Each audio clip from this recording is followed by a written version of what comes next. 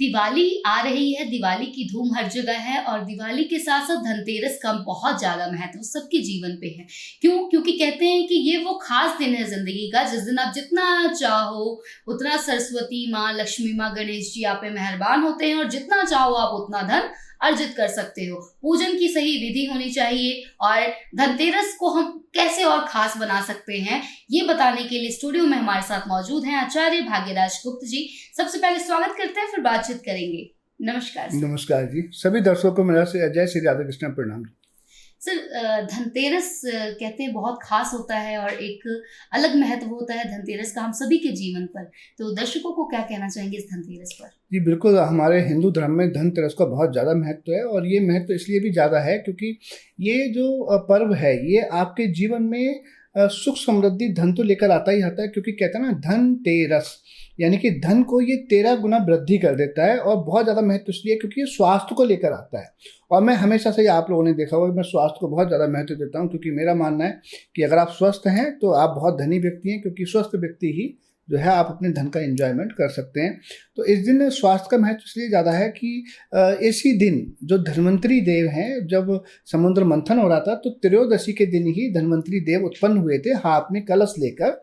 और वो धन्वंतरी देव जो हैं वो भगवान विष्णु के ही अवतार हैं और वो वैद्यों के देव माने जाते हैं। जो हमारे यहाँ पहले वैद्य होते थे, आयुर्वेद के वैद्य माने जाते हैं। और आपने देखा होगा, कभी श्री कृष्ण देखा होगा तो आपने देखा होगा कि अच्युतानंद नाम से श्री कृष्ण भगवान अवतार लेकर आए थे। तो अच्युतानंद भी जो हैं वो धन्वंतरी के ही अवतार थे और वो भी वैद्य बनकर आए थे।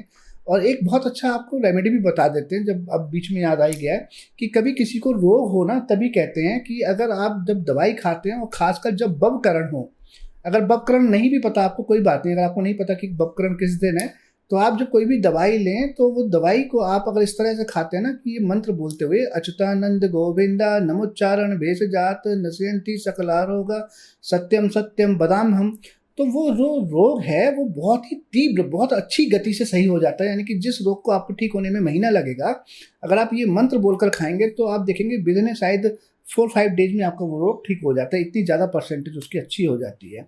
अब जब धनतेरस है तो धनतेरस का महत्व मैंने बताया इसलिए भी ज़्यादा है क्योंकि कहते हैं इस दिन आप जो भी अपने पास लेकर आते हैं वो उस चीज़ की 13 गुना वृद्धि तक कर सकता है। लेकिन वो डिपेंड करता है आपके भाव और आपकी श्रद्धा पर कि आप उस कार्य को कितने भाव से कर रहे हैं। तो धनतेरस जो है बेसिकली आप धनतेरस पर कुछ भी शॉपिंग करें, जो भी आप करना चाहते हैं, लेकिन कुछ चीज़ें हम बताएंगे। आप ये कार्य अवश्य करें। जब आप ये करेंगे तो आप देखेंगे कि आपके घर में सुख समृद्धि भी आएगी, आपका मन भी खुश रहेगा और माता लक्ष्मी की और कुबेर जी की कृपा आप पर संपूर्ण बनी रहेगी, क्योंकि इस दिन कुबेर जी का भी होता है। और इस दिन क्योंकि यहाँ पर हम देखें तो माता लक्ष्मी जी जो कि धन की देवी हैं उनकी भी पूजा की जाती है, साथ में श्री गणेश भगवान की भी पूजा की जाती है। बहुत ही शुभ दिन है। तो आपने करना क्या है, इस दिन आप इस दिन सोना चांदी खरीदते हैं खरीदें, जो भी खरीदना चाहते हैं खरीदें, लेकिन हमारे कहने से आप एक पीतल का कलश अवश्य लें। अगर आपके पास बहुत ज़्यादा है, पैसे की अधिकता है, तो आप सोने का कलश भी ले सकते हैं, लेकिन आजकल सोना इतना महंगा है कि सबके बजट में नहीं आता। तो एटलीस्ट पीतल का कलश अवश्य लें। और पीतल का कलश जब आप लेंगे शॉप से, बर्तन की शॉप से, तो आप वहाँ से लेते समय उस जो कलश होगा आपके पास में उसका साइज डिपेंड नहीं करता, चाहे वो इतना छोटा हो, चाहे कलश का मतलब बहुत बड़ा ही नहीं होता, जो गड़बी होती है उसको भी हम कलश बोल देते हैं। तो उस कलश को जो है आप वहीं पर धोकर और उस कलश में मीठे की दुकान से जो भी आपको मिठाई पसंद है वो मिठाई उसके अंदर रखकर अवश्य लाएं। कभी भी घर में खाली कलश लेकर नहीं आना चाहिए, क्योंकि जो धन्वंतरी जी थे वो कलश लेकर उत्पन्न हुए थे और उनका कलश खाली नहीं था। तो आपने भी खाली कलश लेकर नहीं आना। साथ में आपने क्या करना है कि 1 किलो सूखा धनिया लेकर आना है। अगर 1 किलो आपके बजट में, किसी के बजट में नहीं आता तो आप कम भी ले सकते हैं, लेकिन कोशिश करें 1 किलो धनिया लेकर आएँ। वो 1 किलो का रीज़न क्या है वो भी आपको बताएंगे। और आप अपने घर पर लाकर जिस तरह से पूजा करना चाहते हैं, जो आपका भाव है, आप भगवान कुबेर जी की पूजा करें, आप लक्ष्मी माता की पूजा करें। और इस दिन आप एक दिया जलाकर साउथ फेसिंग कर कर अवश्य रखें, क्योंकि इस दिन जो यम के देव हैं यमराज, उनकी पूजा का बहुत महत्व है। कहते हैं अगर आप साउथ फेसिंग कर कर दीप दान करते हैं तो यमराज जो है आपको अकाल मृत्यु से बचाते हैं, यानी कि आपको उस इंसान की अकाल मृत्यु नहीं होती। तो आप जिस तरह से पूजा करते हैं करें। और पूजा करने के बाद में आपने करना क्या है कि उस कलश को तो आप नेक्स्ट डे जैसे चाहे वैसे यूज़ कर सकते हैं अपने घर में, लेकिन जो धनिया होगा, धनिया के लिए आपने क्या करना है कि धनिया जो है उसमें से आधा धनिया लें और आधा धनिया आप पीले कपड़े की पोटली बनाकर आप उसके अंदर धनिया डालकर आप अपने घर के ईस्ट में उसको टांग दें पूरे वर्ष भर के लिए, पूरे साल। तो आप देखेंगे कि आपके घर में सुख समृद्धि कितनी तीव्रता से आएगी। आप देखेंगे कि आपके घर में जो स्वास्थ्य है वो कितना अच्छा रहेगा, और आपने जो आधा धनिया बचेगा उस आधे धनिए की आपने एक पंजीरी टाइप बन जाती है धनिए की। कभी आपने जन्माष्टमी पर भी आपने सुना होगा पंजीरी बनती है धनिए की, तो उसको आप एज ए पंजीरी भी अपने भोजन में यूज़ कर सकते हैं, या आप उस धनिए को अपने खाने में यूज़ कर सकते हैं। तो आप देखेंगे पूरे वर्ष भर आप बहुत ही ज़्यादा स्वस्थ रहेंगे। लेकिन ये धनिया पीले कपड़े में बांध के ईस्ट में टांगना कोई ज्योतिषी कारण है इसके पीछे, या साइंटिफिक कोई रीजन, क्या कहेंगे? शिवांगी जी, इसके पीछे दोनों ही रीजन है। अगर मैं बात करूं देखो साइंटिफिक रीजन की, तो वो भी है और ज्योतिषीय कारण भी है। देखिए, हमारा सनातन धर्म जो है ना, उसकी खूबसूरती की जितनी व्याख्या, जितना बखान किया जाए कम है, क्योंकि हमारे जो विद्वान लोग पहले थे उन्होंने कोई भी चीज़ ऐसे ही नहीं बनाई, उसके पीछे कारण होता है। अब इसके पीछे का कारण क्या है कि अगर हम देखें, धनिया जो है वो बुध ग्रह को दर्शाता है, और पीले कपड़े की थैली है वो बृहस्पति को दर्शाती है, और जो ईस्ट होता है वो आपकी कुंडली का लगन भाव होता है। और अगर आप ज्योतिष की भाषा में देखेंगे ना, कि जो बृहस्पति को दिग्बल प्राप्त होता है, दिग्बल होता है मतलब डबल बल, तो जो दिग्बल प्राप्त होता है और बुध को जो दिग्बल प्राप्त होता है वो कुंडली के लगन भाव से प्राप्त होता है। तो जब आप अपने घर में बृहस्पति और बुध को स्थापित कर देते हैं ईस्ट में, तो आपकी बुद्धि भी बहुत तीव्र चलती है और आपका स्वास्थ्य भी बहुत अच्छा रहता है, क्योंकि जो बुध है वो बुद्धि के कारक है, आपके व्यापार के कारक है, आपका व्यापार भी बहुत अच्छा चलता है।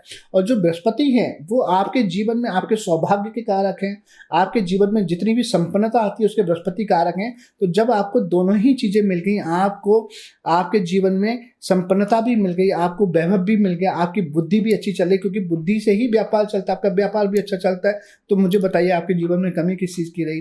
अब साइंटिफिक रीजन की तरह से बात करें तो क्या होता है कि जो धनिया होता है उसमें फाइबर बहुत ज़्यादा होता है, उसमें विटामिन ए बहुत ज़्यादा होता है। तो फाइबर होने से क्या है कि आपका शरीर स्वस्थ रहता है, विटामिन ए होने से आपकी जो त्वचा है वो हमेशा चमकदार रहती है, और साथ ही में ये जो आपकी कफ की झिल्ली होती है उसको प्रोटेक्ट करता है। तो क्योंकि मौसम चेंज हो रहा है, लोगों के कफ बनना शुरू होगा, तो धनिया की पंजीरी खाने से आपके शरीर में वो कफ भी नहीं बनेगा। तो आप समझ गए होंगे कि ये उपाय आपके जीवन में किस तरह से काम करेगा, आपको ईश्वरीय शक्ति भी प्रदान करेगा और आपको दूसरी जो बीमारियां होती हैं उनसे भी बचाएगा। अच्छा, तो इस पर पूजा करने का सही समय क्या होगा, क्योंकि हर बार मुहूर्त आगे पीछे थोड़ा चेंज होता है? हाँ बिल्कुल, पूजा का जो इस समय मुहूर्त रहेगा हम देखें तो त्रयोदशी जो प्रारंभ होगी वो 29 अक्टूबर को 10:31 पर प्रारंभ होगी, और इसका जो समापन होगा 30 अक्टूबर दोपहर को 1:15 पर होगा। तो उदया तिथि के हिसाब से जो हमारी त्रयोदशी यानी कि धनतेरस मनाई जाएगी वो 29 तारीख को मनाई जाएगी, और जो पूजा का शुभ मुहूर्त रहेगा वो रहेगा शाम को 6:31 से रात्रि 8:31 तक बहुत ही शुभ समय रहेगा। इसके दौरान आप पूजा करें और आप देखेंगे आप पर माता रानी की कृपा बहुत ही अच्छी रहेगी। एक मेरा बहुत फेवरेट उपाय है वो मैं आपको बताना चाहूँगा, वो मेरा बहुत ही फेवरेट है, मैं सभी को बताता हूँ और उसको करने से बहुत लाभ होता है।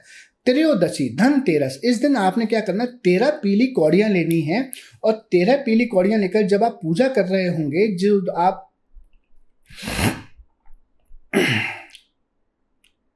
जब आप पूजा करने बैठेंगे और पूजा करते समय जो आप दीप प्रज्वलित करेंगे, आपने उस दीप में वो 13 कौड़ियाँ डाल देनी है।